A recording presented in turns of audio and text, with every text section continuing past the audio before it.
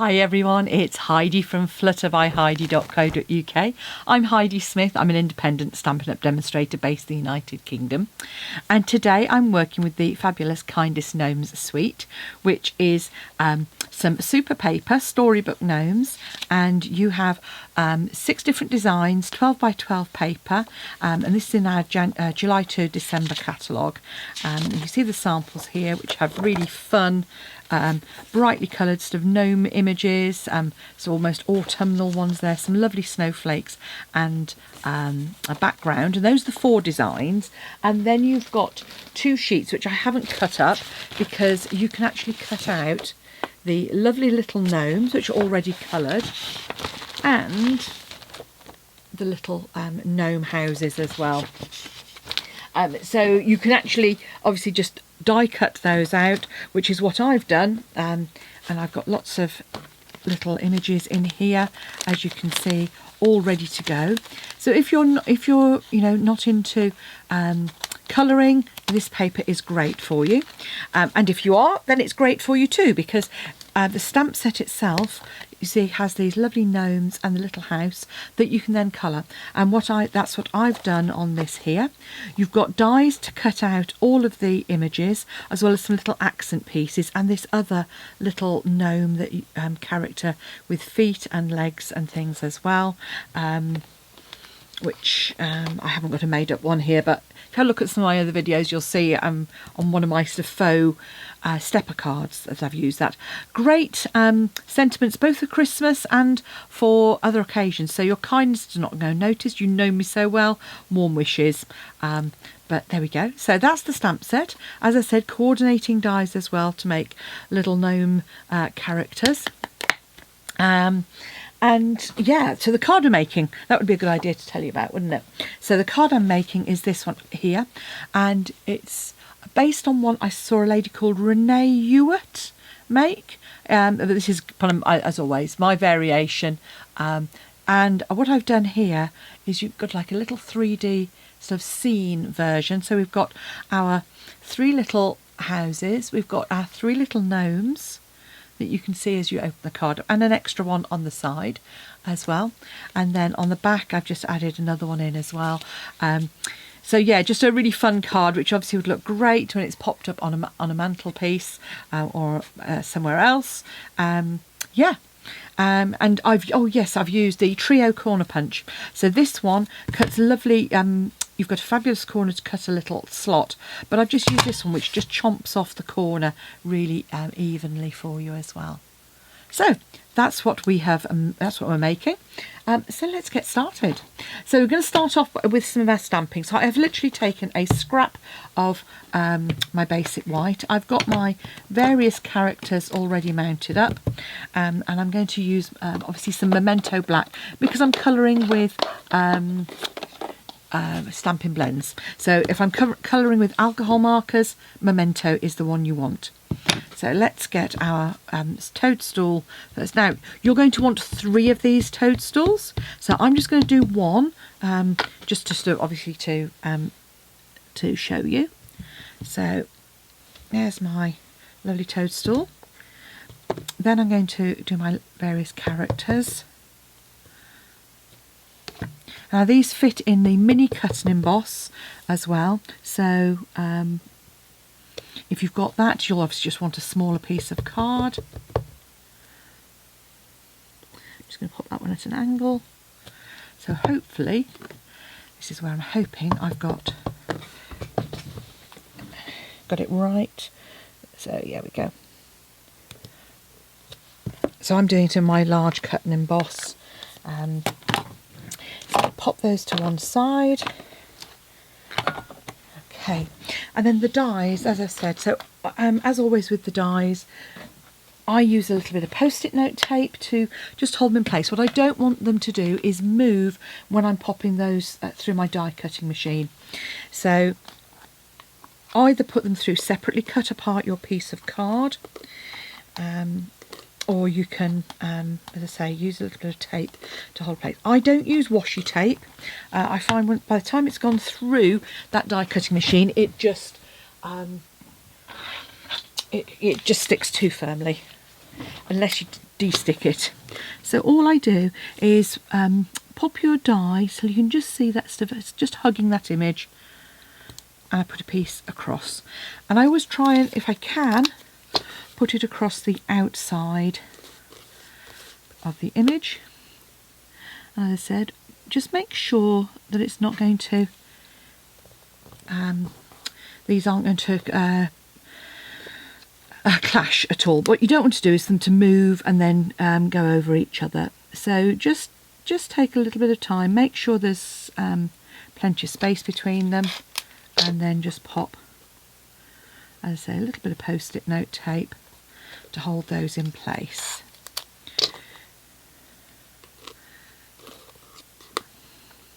Now the other thing I do with these, as you know, is multiple images. So you can either mirror stamp these, and I've got one to show how I mirror stamp using the Stamparatus, or you can pop them through, cut your blanks out first and then use the Stamparatus to stamp multiple images. And that's what I tend to do most of the time. You know, and then I've got, as you can see here, a batch of images already cut. So as you can see, those are all in place. I'm just going to pop an extra bit of tape just on those bits because I don't want those to move. And then I'm just going to pop that through my die cutting machine and cut those out. So I will be back in a moment.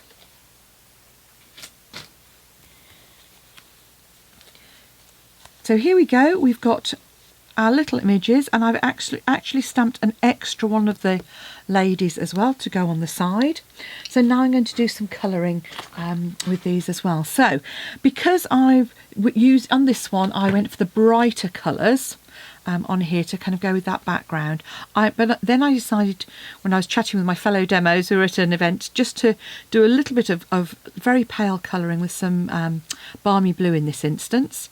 And I rather liked the effect of that, just to kind of give them a little bit of a monochrome effect. So I thought I'm going to repeat that with all of these. So I'm actually going to go for some DSP, which you can see here. So I've gone for these DSPs, which have got the kind of pool party Bermuda Bay tones in them. So my specific point is the one for the very back, and then I've got these ones which are sort of going towards those pool party tones, which I thought might be rather nice and kind of wintry effect. So I've coloured two of them, so I'm just going to colour this one and just show you how quick that is. So I've got my dark and light pool party, and I've got some Bermuda Bay as well. So I'm going to come in and I'm going to use the Bermuda Bay for these darker bits, particularly this bit underneath here. So I'm just coming in and adding these darker, really sort of dark tones on the where those lines are really. I'm going to use it for my doorknob a little bit as well, and just I'm going to pop it in just on the edges of the door frame as well. Okay.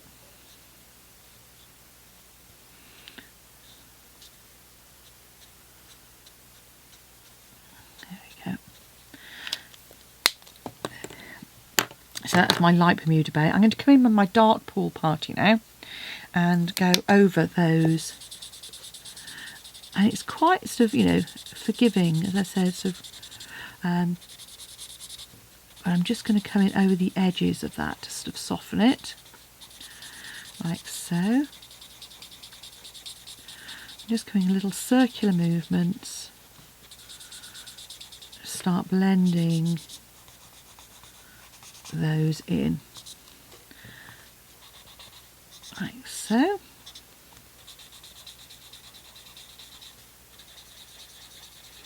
And that's just getting some of that colour starting to move as well. And I'm going to come in with my frames now with a dark pool party as well. Like so. And then I'm simply going to go over that with my light pool party. So I'm just saturating now the whole image, even those windows, with my light pool party.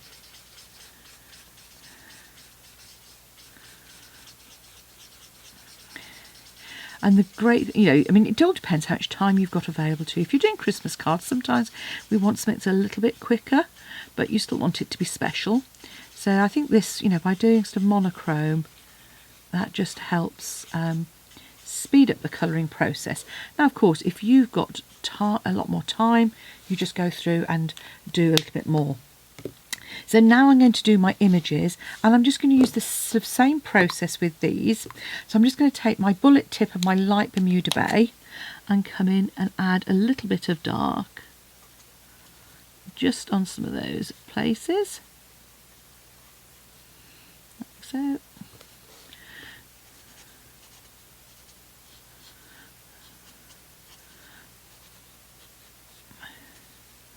And add a little bit of shade at the bottom here, and just the odd sort of accents, because you don't want it all to be too dark. Just come in and just go over those, and I'm just using the dark pool party. Now, if you wanted to, you could come in and then lift that with a little bit of the colour lifter as well. You can see, adjust. Now, I'm not doing too many in one go, because obviously you want to retain that moisture, because these do dry very quickly. So just do a couple at a time, or sort of little areas you can come in. And you can just, as I say, add as much or as little colour as you like with those. And actually, what I did before was I just added little streaks into the beard as well. So again, very quick and easy with this. Bullet tip, one of the useful things about these pens is the fact you've got that bullet tip and that brush tip available as well.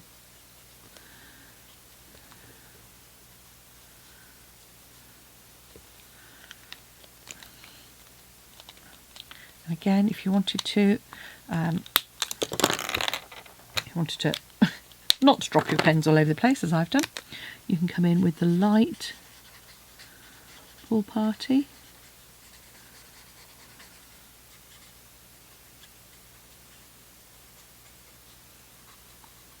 Like so. And just add those little accents there. And again, just come in, last one.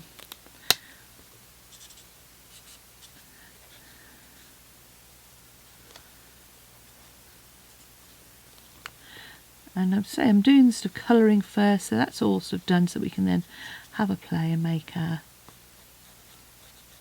card as well. So little bits there. It's just that sort of hint of colour that you want to get, that you can then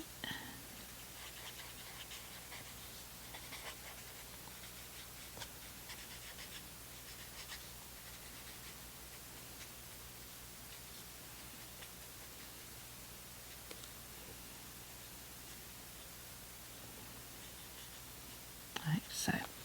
Okay, so we can pop all of those to one side while those are sort of drying off. But DSP then, so what I've got is I've got 3 pieces of DSP for each of the layers. The back one is 10.5 by 14.5, 8 by 12 and 5.5 by 9.5, and then I've got a single piece for the middle section, which is just 2.5 by 8 centimetres as well. I have done this in inches and also in US cardstock size, so that slightly shorter and wider card as well. And those will be in the description bar below this video or on my blog as well in my weekly roundup. So once you've cut your DSP, you want to cut yourself 3 pieces of card as well. So I have got a piece which is 14.5 by 10.5, a piece which is 20.5 by 8 centimetres, and a piece which is 18 by 5.5. And the scoring on this couldn't be simpler, she says, bashing everything about. So we are going to score at, here we go, 1 at 3.5,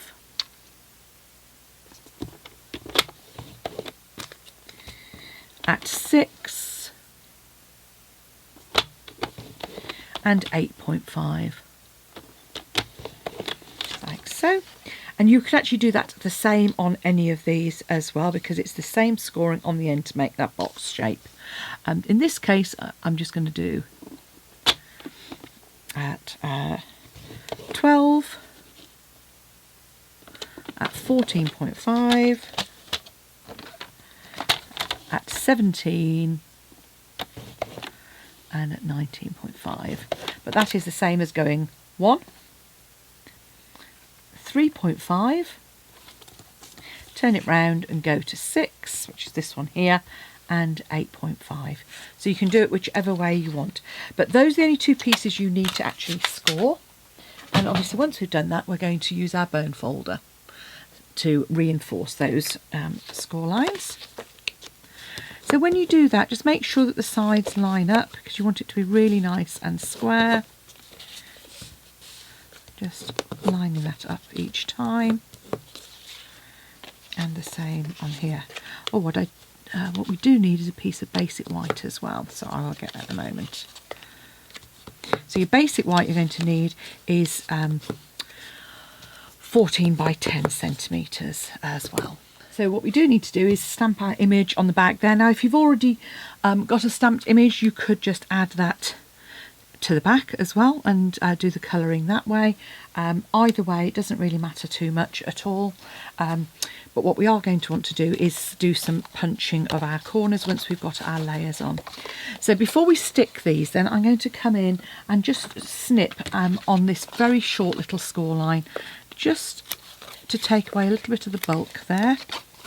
So on this little end, it's a bit like when we do box making. Just going to take that away, like so. And then let's add our DSP to these as well. So I'm just going to use some Tombow. I tend to use Tombow on things like this because you're lining it up flush, and it just gives you a chance to make sure that that is lined up. You could do layers if you wanted to. I chose not to on these. I just chose not to. But obviously, if you're doing layers and you wanted a border to show, then you would just make these 1/2 centimetre smaller than the front. And part of the reason I didn't want to do the layers on these is because you're adding these blocks onto here. So it kind of, because the blocks are going flush with the edges, having a little border didn't look, I didn't feel looked quite right.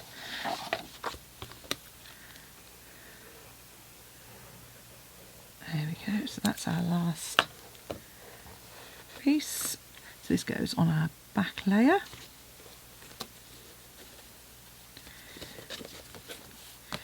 So once you've done that, then you can come in with your corner punch. So this trio corner punch, it's got some nice large area. So you just fit that in, there's 2 grooves, hold it in place and then press down.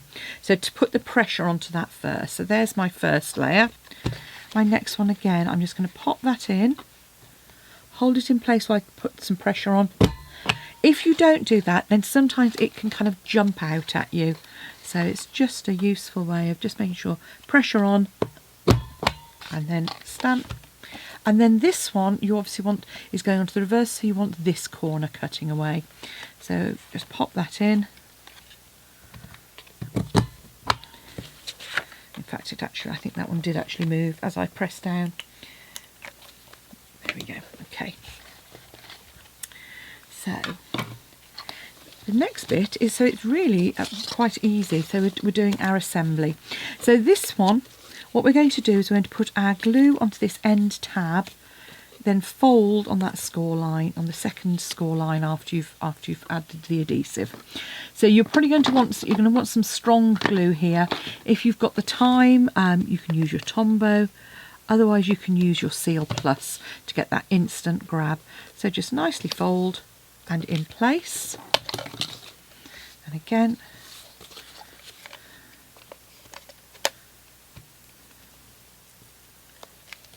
pop that second score line and glue into place. So these I'm now going to line up onto the front here.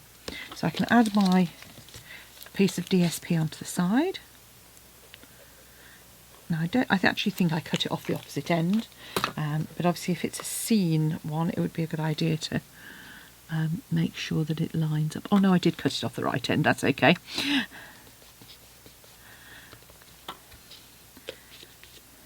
Okay, so I'm then going to just use my stamping seal again. If you're using seal, just be careful with your alignment here, because you're not going to have a chance to move it afterwards. So just line it up at the bottom,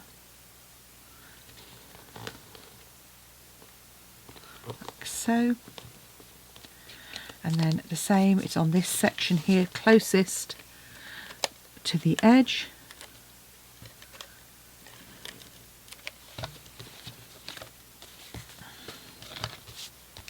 I'm just going to line that up again. So I'm just going to, you can see I'm just lining that up at the bottom, like so.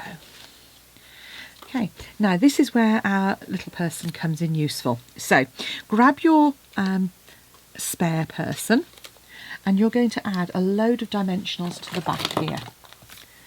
So on the back I'm going to literally sort of almost kind of cover this, because what that will actually do is that will help this to stay more rigid and open up really nicely for you. And anything I would caution against is make sure you don't come right to the top on your hat, because that very top bit is going to peek over the top. You see there? So you just want it to be just below the top.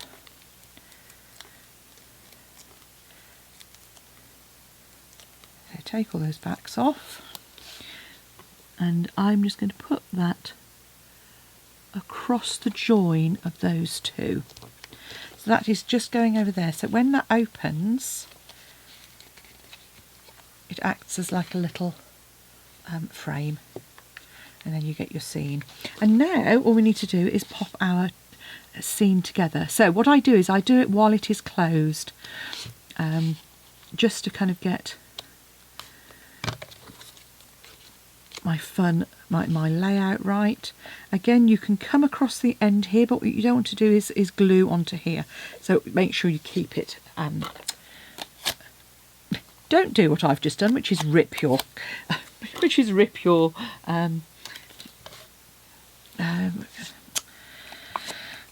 no. Right. Okay. So just shape that for the front. And again, we're going to come in with some dimensionals.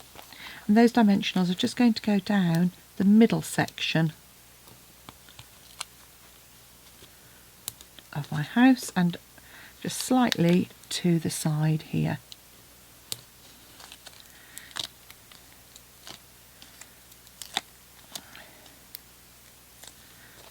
Okay, so that's going to go just like so. And that just gives it a nice shape for the front of your card. Obviously, this is a card that is best handed to somebody. It's quite thick, but it does fold flat for posting, or to go in an envelope at least. Pop my little house on the back there, like so. And then we can add our characters to the front. So again, you're going to pop your front person, front little gnome. Oh, I did these in size order. So again, we're going to have our smallest little one on the front. There you go. With a couple of dimensionals.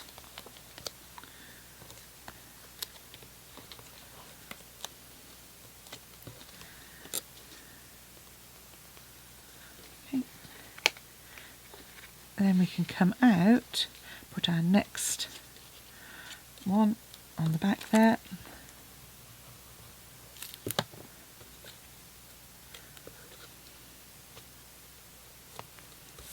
Dimensional backs everywhere, and then our middle one again flat,